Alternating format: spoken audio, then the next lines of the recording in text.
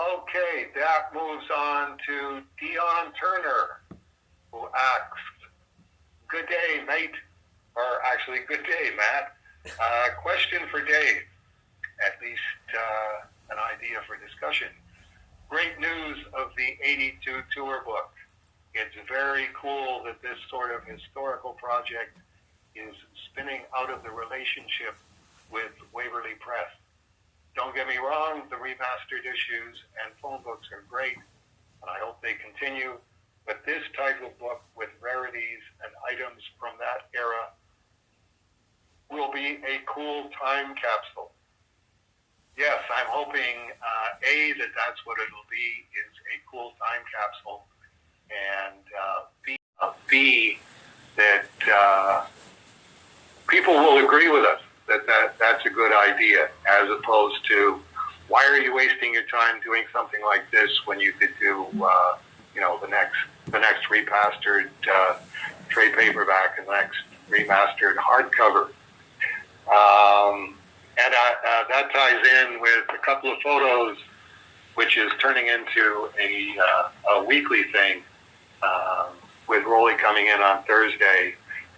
This week's Off-White House photos are me standing on the stairs in the entryway to the Off-White House and holding up two things that I forgot to get Rolly to scan and email to Dagan for the 82 tour book, because they're framed and on the wall. And one of them is the picture of me with Harlan Ellison, framed with Harlan Ellison's letter to me on his amazing, classy Harlan Ellison stationery from the time period.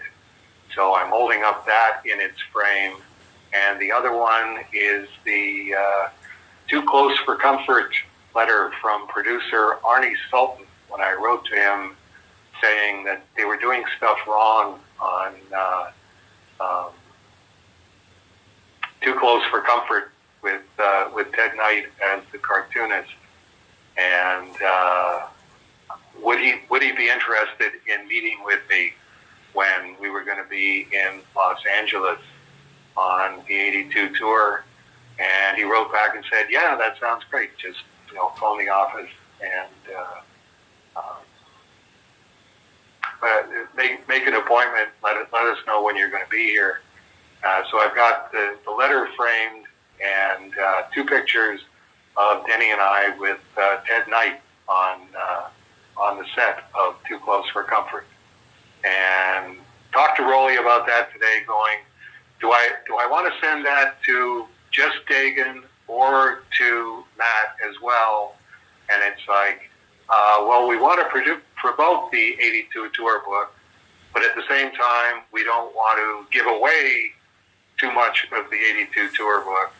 But at the same time, the 82 tour book is way off in the future, so people are apt to go, "Wow, that's really cool," when they see it on a moment of Cerebus, and then completely forget about it until the 82 tour book comes in and go, "Wow, that's right, I saw that somewhere. I don't remember where it was, but here it is again. But now I've got it in this book sitting in front of me." So I think I decided to have Rolly email the pictures to you for Please Hold and A Moment of Cerebus. And if I didn't, let Rolly know that I changed my mind on that one. Well, the Harlan Ellison picture of the two of you together is on the site from an old post because that's when I got the email about, okay, we're doing the 82 tour book. Is there anything readily at hand? I went through and went, okay, there's got to be stuff, and there's the Harlan Ellison thing. Trying to remember what else I sent Dagan, because I also included Raleigh on the email, because I have a folder that I sent him that I'm sure he's going to bring to you that's got scans of the Comics Journal 82 and 83 interviews, scans of the Comics Scene number 8 interview with you and Denny, because I only have part 1, I don't have number 9, which has part 2. that's also from 82. And then Comics Fandom Forum, I have no idea what issue number. A guy on Facebook had a bunch of interviews with Dave, and he was physical media that he doesn't need anymore, and was anybody interested? And I offered him like $30, and he sent it to me, and these are...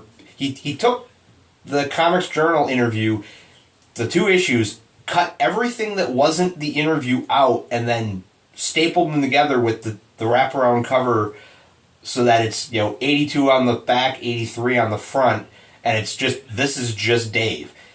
And the Comics Fandom Forum, it was the same thing. It was an interview from July 1982 at the Chicago Comic Con that Maggie Thompson and fans did with you. That I'd never heard of it. It was in this stack. I'm like, hey, that's 1982. So I scanned that and made sure to get that to Dagan so that I'm getting raw materials as I find them.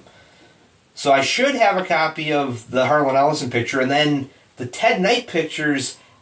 I know I've seen them somewhere, and I can't remember off the top of my head if it was an issue of Cerebus at the end when you were going through the archive, starting to put the archive together, or if that was in an issue of following Cerebus.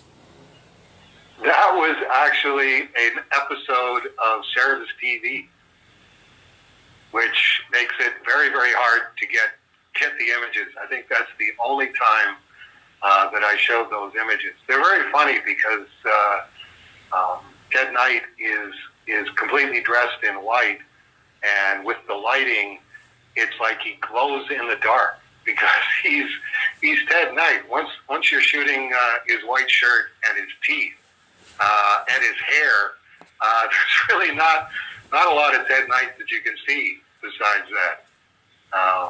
That's one of my favorite stories was explaining to him why the name Ted Knight was important to me when I was the first time that I knew of him was from the Superman Aquaman cartoon show, because he was listed as one of the voice actors, and Ted Knight was the alter ego of Starman in the comics. And that was me going, wow, there's a voice actor who's got the same name as the alter ego of Starman, which tells you how old I was when those came out. I think I was about 10.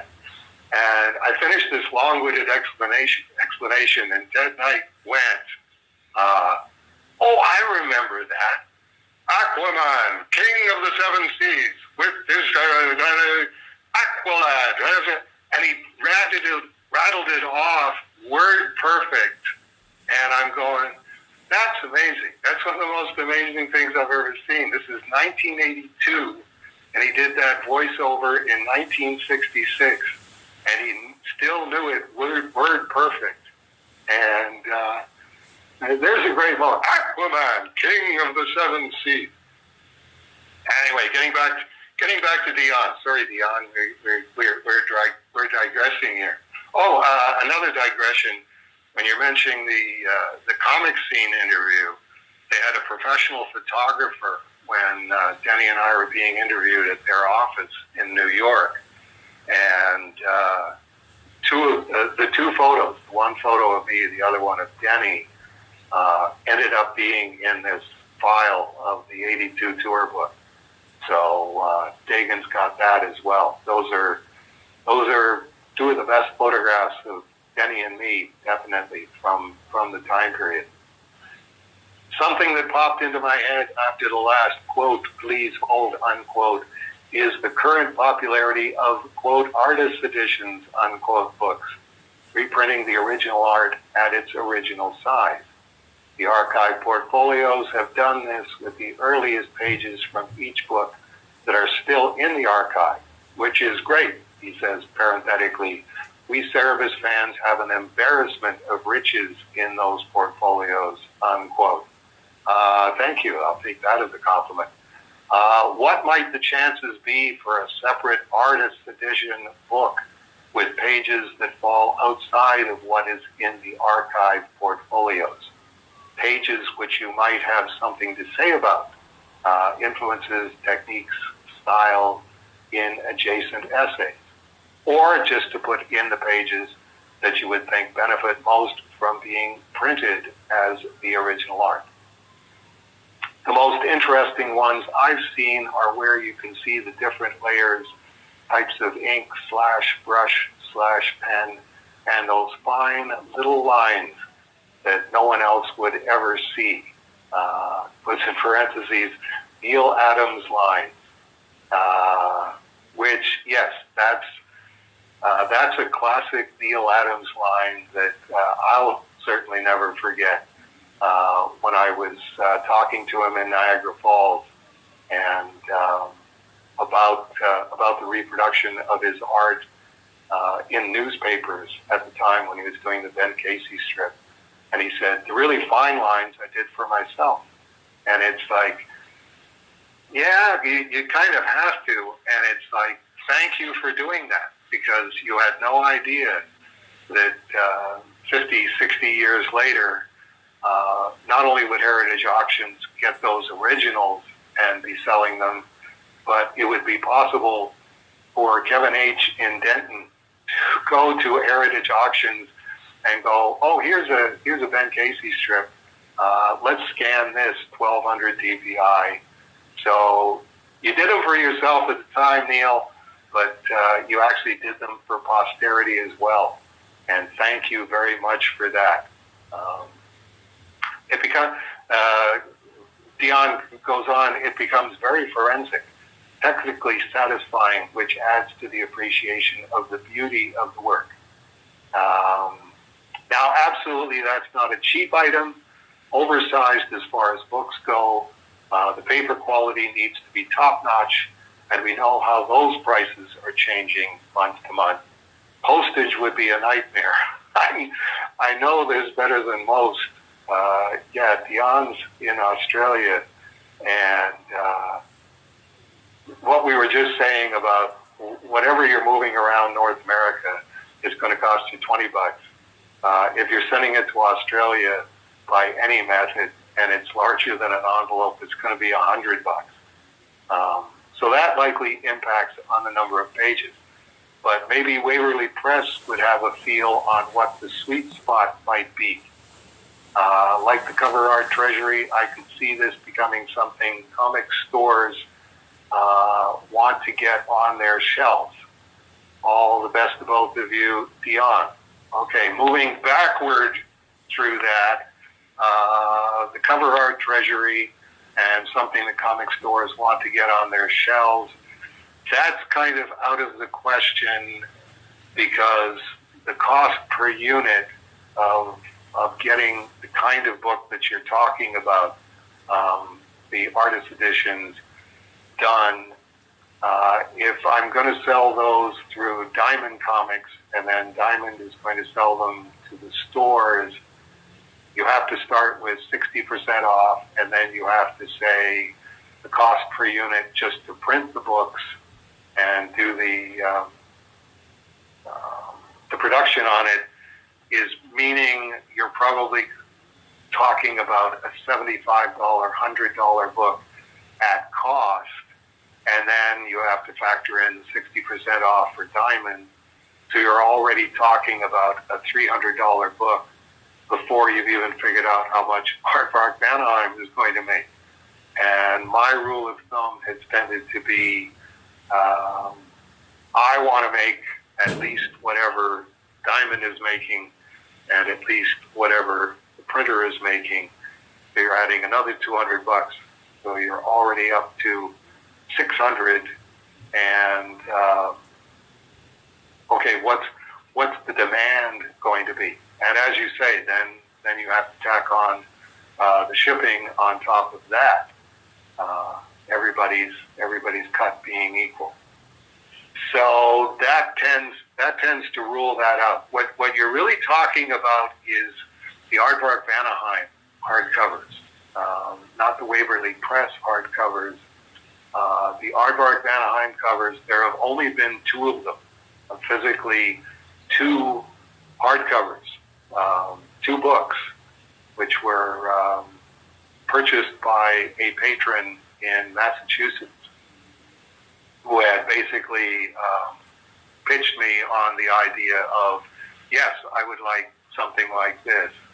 And I said, okay, I really don't want to get into this, So partly to deal with the situation and partly to get this off of my desk and hopefully never have it on my desk again.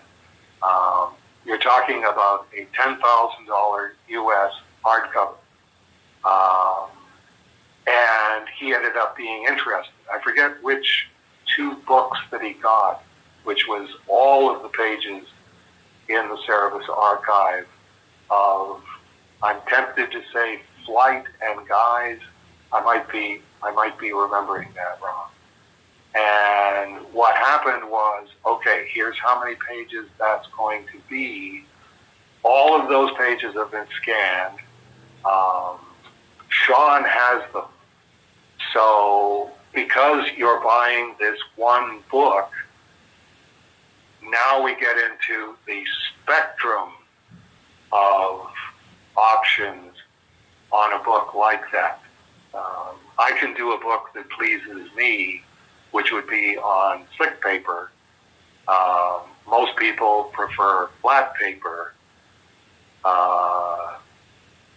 What we can do is send you Cerebus pages on different kinds of paper, and you look at it and go, this is the paper that I prefer, so that's what we will print it on.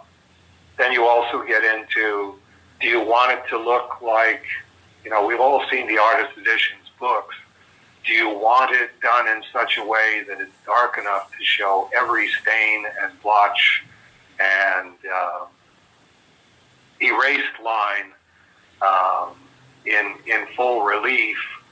Or do you want it closer to a remastered version where all of that stuff is cleaned up?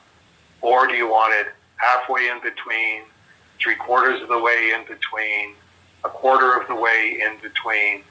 So again, same situation, Sean mocked up. Here's a Cerebus page, and here's, version A, B, C, D, E. You tell me what density you prefer of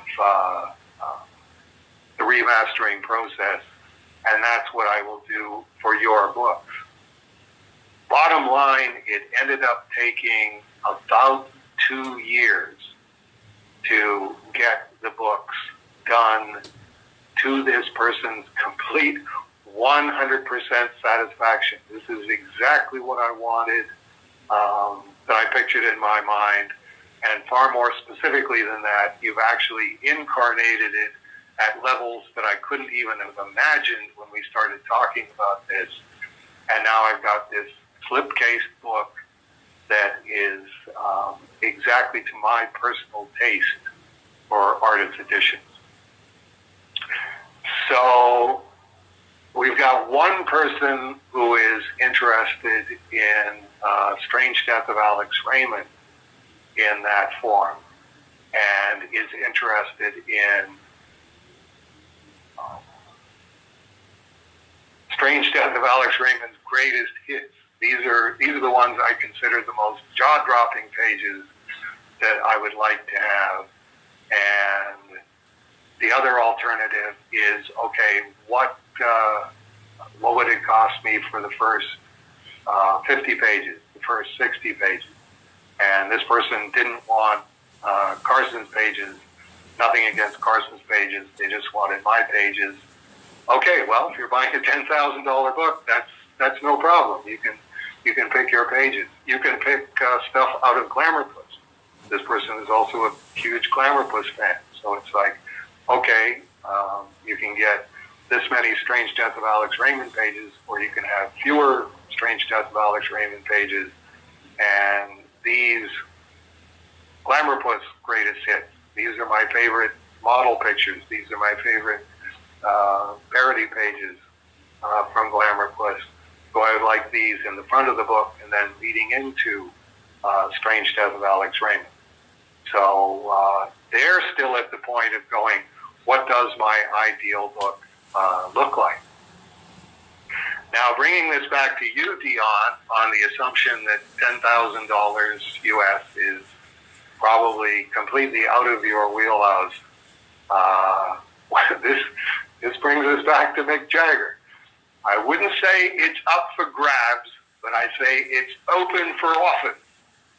So anybody listening to this who is going, $10,000 US is a big spend for me. I don't think there's anybody on the planet where $10,000 US isn't a big spend for them. But you've given me something to think about, to say, okay, you wouldn't want an artist edition book that's much longer than, say, 100 pages or something like that. What would I want in my ideal book, which takes it out of the category of a general interest book, possibly taking it out of that category, but maybe not completely out of that category, in terms of, if you say, just blue skying it on a moment of Cerebus, here's my ideal book that I may have to save up my pennies for a couple of years, but it's going to take a couple of years for this to get done as a process. Anybody else want to go in on this and live with my ideal version that has these Cerebus Archive pages? Could be Cerebus, could be Glamour Plus, could be Strange Death of Alex Raymond, could be the Strange Death of Alex Raymond pages from Glamour Plus, could be Zatanna Plus. It's you mentally put together your favorite 100 pages or 150 pages or whatever it is, and I'm open for offers. Make me an offer on it. It's a lot of work. It's more work for Sean than it is for me, but it's still a lot of work to say, okay, this is all stuff that has been scanned. I paid for the scanning. Aardvark Vanaheim's paid for the scanning. These scans exist. Sean has to be paid for his time. But that's really what you're talking about, is a format like that. And again, bringing us back to Mick Jagger, he's open for offers. If you want to come up with a Cerebus Archive portfolio, as an example, and this is something I'm working on mentally, because I think I definitely have to do a Cerebus Archive portfolio special. Cerebus Archive number 10 and number 11 won't be the sequential ones that we're talking about. There will be the Cerebus number 4 remastered, probably two-sided, so that I can get 10 pages of Cerebus number 4 in the portfolio and a couple of pages of commentary, and split up the number 4 into 2 books. This is an exceptional circumstance. I think everybody is jazzed about all 22 pages and commentaries. So that's one of those, in terms of general interest Kickstarter, how much money will this make? Probably it'll make the most amount of money for Aardvark Vanaheim. But again, Mick Jagger, I'm open for offers. If you go, these are the 10 pages that I would most like to have in a Cerebus Archive style portfolio with this illustration on the front. You're not going to get it for $100 because it's a lot of work, and it is being specially tuned to you, but make me an offer on these 10 pages. This page from Guys, this page from High Society, this page from Church and State. All of these are in the Cerebus Archive and have been scanned, and we'll be happy to work with you on a, again, make me an offer. I don't want to quote you a price and have you go, wow, that's so cool, I would have paid 5 times that. It's like, no, you tell me. This is something that you want that I'm not doing, that you want to get me doing. So you have to make the offer. You have to say, this is how much I'd be willing to pay for these 10 pages, for these 20 pages, Cerebus Archive portfolio style, and I'll be the only one that gets these. And again, you can go on a moment of Cerebus and say, it's going to be cheaper for Dave to do 10 of these, so instead of this amount of money that I would have to pay to just have this one be my one and only, if I can get 3 or 4 other people that go, yeah, that's cool, I would like one of those, and we're all willing to pay this much money, then we'll go ahead on that. That's as specific as I can be about this, I think. And the thing people have to remember is it's what's in the archive. So if you want the death of death from Flight, that page got sold, and the 2 pages before, yes, a couple pages after, sure, but that physical page is gone, and you have to understand that when you say I want this page, it might not be available. Right, or it might be. Just because it's not in the Cerebus Archive doesn't mean that Sean doesn't have it as part of the Cerebus Archive collection, which is much larger than the Cerebus Archive. That one you have to check with Sean. This is a page that I would like to have. Some of the people who were very kind and generous to scan the page and send it to Cerebus Art Hunt said, I just want this as part of the remastering process for the trade paperbacks. I don't want I consider this page my page, and I don't want people having an exact copy of my page. It's not a lot of people that did that, but there are people that did that. So that's another thing that you would have to check, which is, again, this is why you're going to be paying the big bucks for this, because it's a long process that starts way, way, way back here, and you're probably 6 months in before you even start talking about, okay, now we're ready to start putting this together. The analogy I'm going to use and I'm going to bring up whenever this comes up is, you're not hiring your cousin's friend's band to play the Rolling Stones. You're hiring the Rolling Stones.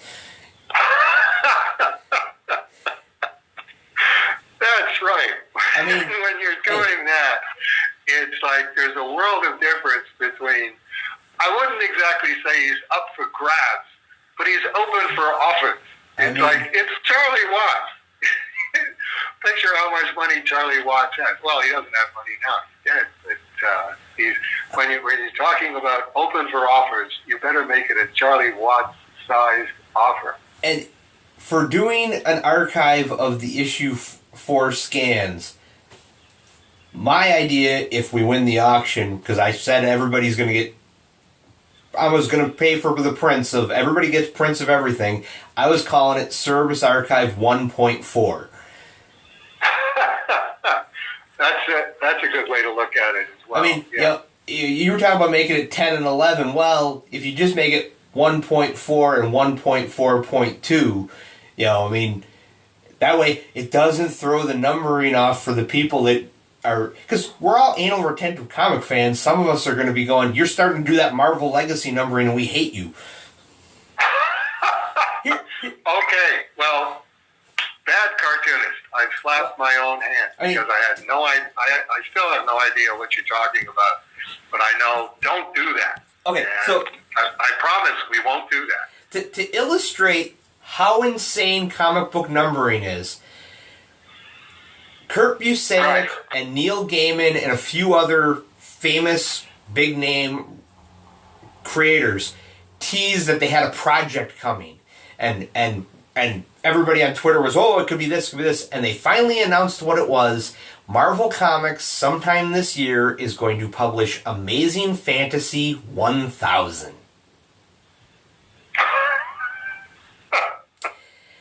A 60th, or it's next year, it's 2023, because it's the it is this year, it's the 60th anniversary of the first appearance of the Amazing Spider-Man. And everybody went, those numbers don't work. Even if, anything you try to do to explain how you reached number 1,000 for a comic from 1962, if it was monthly, nope, doesn't work. If you're adding in the original Amazing Fantasy numbers with the Spider-Man numbers, it doesn't work.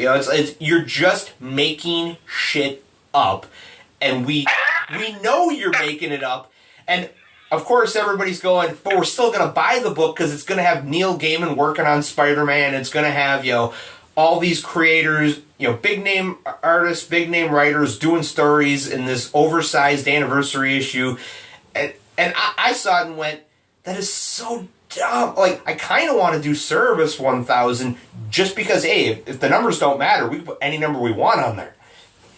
Right. Which you've already done with Adventures of Cerebus number 500. Well, no, that's a specific callback to what I assumed was going to happen, which is I'm going to buy 10 of these, and everyone else is going to have bought 10. So now I'm going to have 7 copies that I can't necessarily sell. Like the first one, within a week, all of them were gone. This one, I think it's going to be a year from now and be going, well, I still got a couple copies on hand. And it's just like Superman 75 when he died and Adventures of Superman 500 when he came back. Everybody bought the comeback book going, this is going to be rarer than hen's teeth. It's like they printed 2 billion of them. I had no idea what the reference was. Thank you. Now I know. Now I know what Adventures of Cerebus number 500 meant. I just live to serve. I'm just the right hand with the Sharpie. You tell me what you wanted to say, and I'll put it on there because you're paying good money for it. It very much goes back to the Cerebus appearance in Tales of the Silverfish, where you walk up to Grandpa and scream tree sketch and see what happens. Right. Okay, all right. I think we've exhausted that one at this point. Maybe not. We can go forever, but yes, we need to move on.